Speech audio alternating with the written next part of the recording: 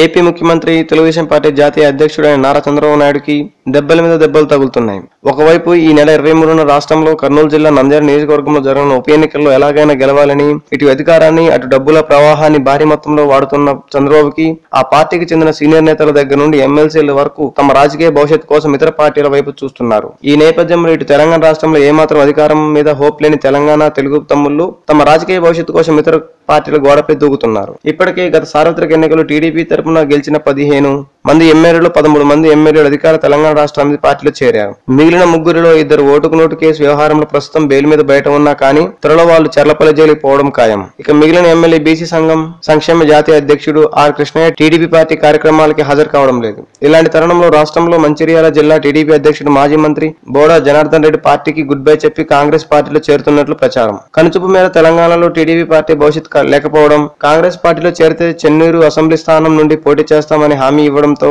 ఈ మాజీ మంత్రి ఈ నిర్ణయం తీసుకున్నారు అని సమాచారం. దీంతో గతంలో 4 సార్లు ఎమ్మెల్యేగా గెలవడమే కాకుండా మంత్రిగా పనిచేసిన ఆయన త్వరలో కాంగ్రెస్ గూటికి చేరబోతున్నారని అటు కాంగ్రెస్ వర్గాలు ఇటు బోడా అనుచరులు కన్ఫర్మ్ చేశారు.